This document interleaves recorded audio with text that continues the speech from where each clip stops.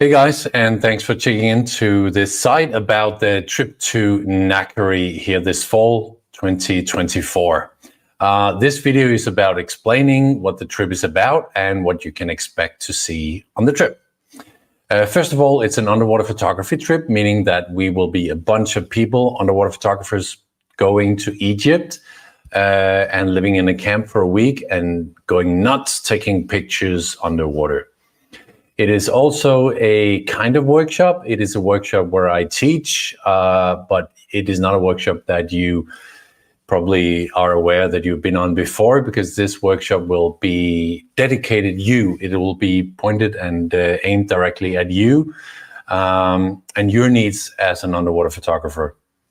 How I'm doing that is by making sure that I have enough information about you before we leave, meaning that I would know what you need, what equipment you have, what you would like to learn, and then I would make a plan for you for that week. That doesn't mean that you have to follow that plan all the week, but it means that we have a guideline for what you would like to learn, being in Egypt, at the water, with your camera, with a group of underwater photographers for a full week, just having fun. It is a very nice way to learn, being at the Red Sea, at the shore of the Red Sea, because we are going to be living in a camp. It's not hard diving. It, in fact, is very, very easy diving. We're going to be diving virtually the same spots all week. We can go out in the boats and do other spots, but basically it's not the diving in itself that's important. It's being in an environment where we can play and test and, just do some of all the stuff with the underwater photographer that you just never have time to do. And you're going to be doing it with me and with a group of enthusiastic underwater photographers and about 100 other people in a camp. This will be this fall, as I said, and the dates will be 16th to 23rd of November. We will depart Copenhagen by flight. If you are not from Denmark, which you most probably is not, because I'm speaking English, meaning this is a broad trip with customers from all over Europe.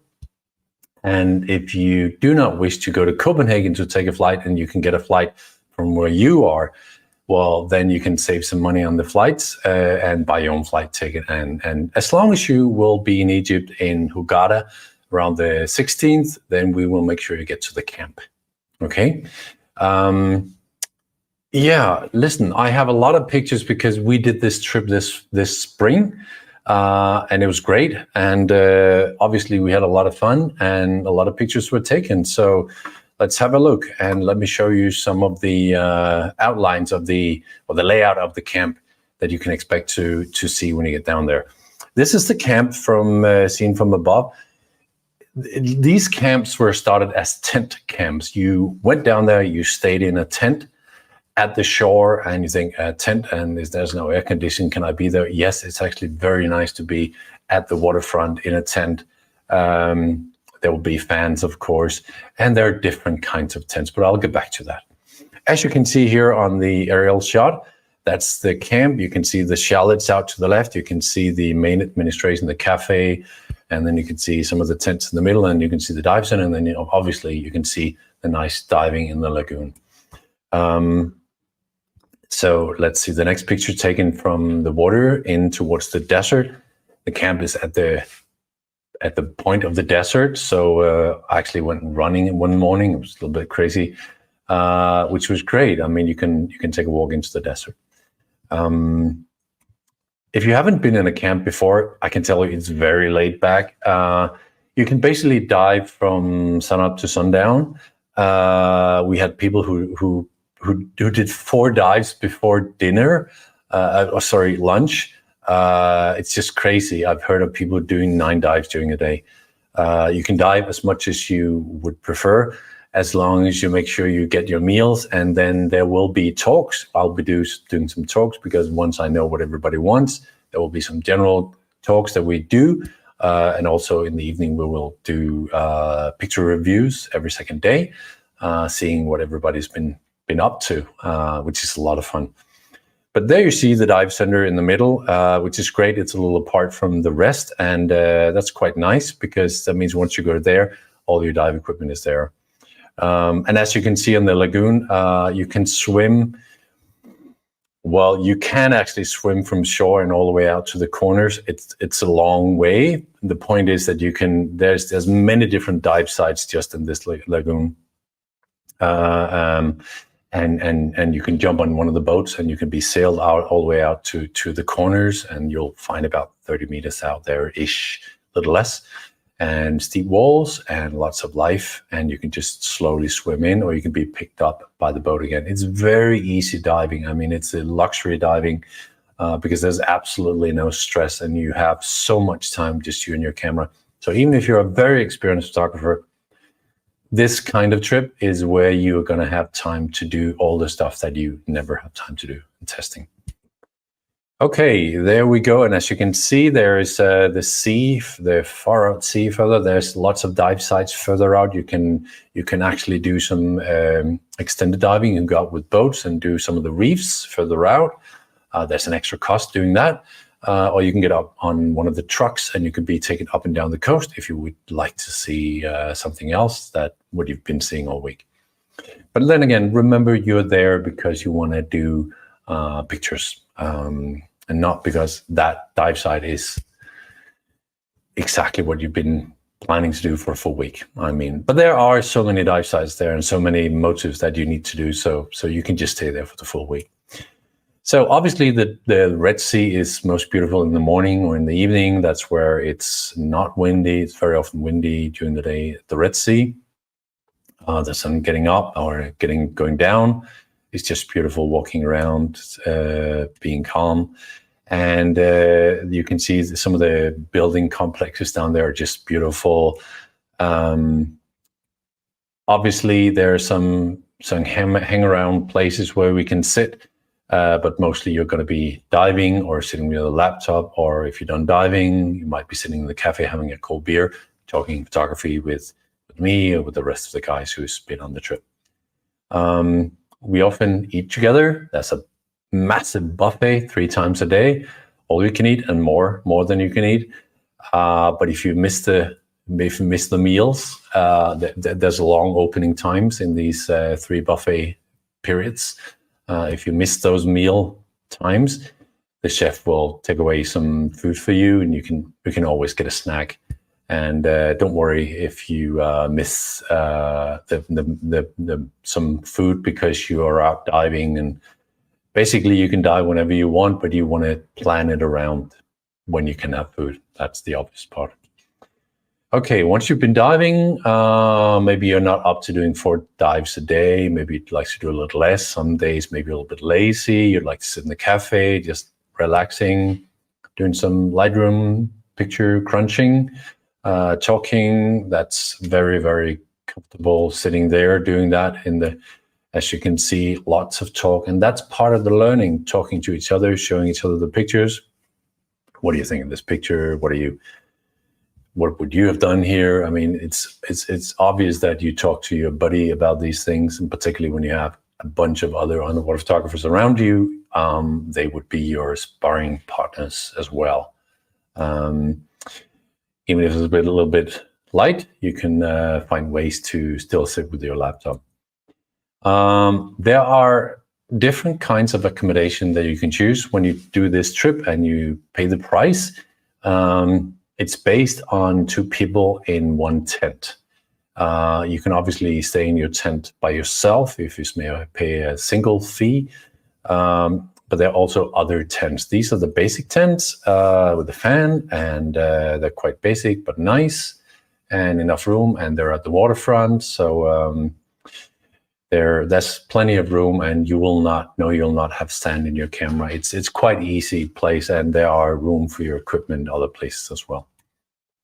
There are some larger tents, royal tents, and you can have either double beds or single beds, 2 single beds.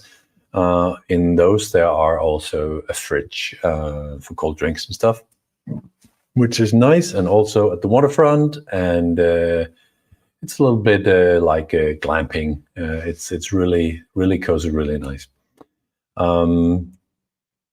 Or you can upgrade and you can do the chalets, which are small huts, and those are quite luxurious. It's like a hotel room. They have a full bathroom, shower, toilet, catered for 2 people, and will be cleaned every day because we're making a mess, obviously, with all our camera gear.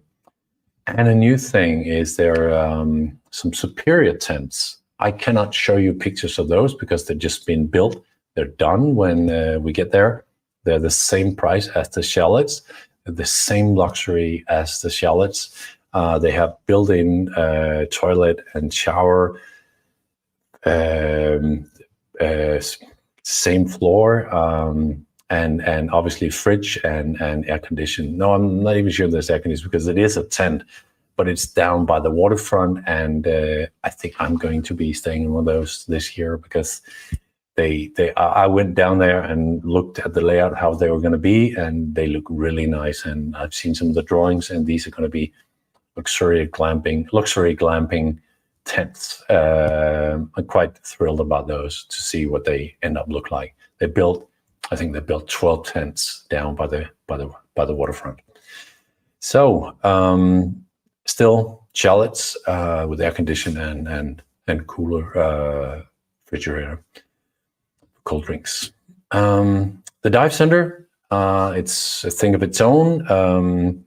A very well organized dive center. Everything is monitored, and you just put your name on the board before you go out diving. You can have a guide with you if you want to. You can dive with the guide, but you can basically dive as a buddy pair. In fact, if you have the PADI solo diver or any solo diver certificate, you can actually do solo diving and rent an extra tank.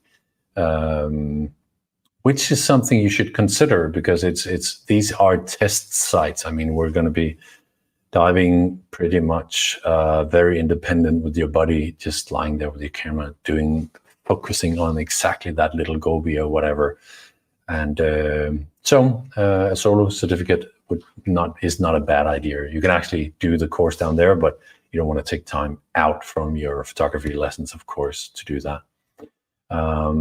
Nice guys in the dive center and plenty of tanks, and you can have nitrox, you can have 15 liters. You have a box for your own equipment, and there's rinsing tanks, plenty for your camera gear and stuff. As you can see, once you go out there, it's very easy to clean the gear. And as mentioned, you just dive whenever you want with your buddy. So that's quite nice. Here's a couple of pictures from the last trip. As mentioned, every second night we collected pictures, and I did a review, and everybody saw what the other guys were doing, or the people were doing, which is quite entertaining and informing because you see what other people can do on that safe dive site which you've been on. So there you see some people found turtles, which was nice. Lots of macro has been done. As you can see, backlit night diving.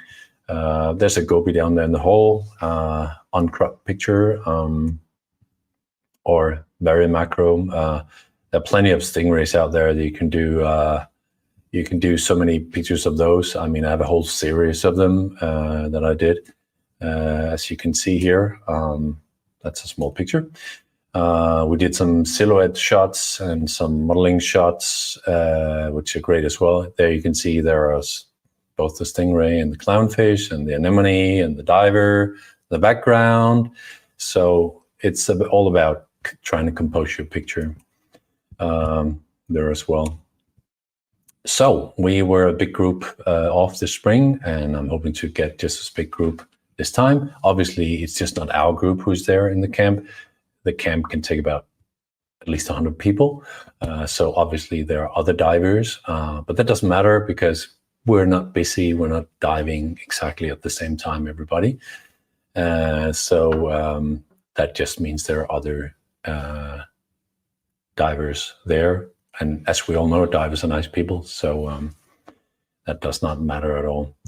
But that's some of the pictures that I was going to show you. I really hope that you had a good idea of what this trip is about.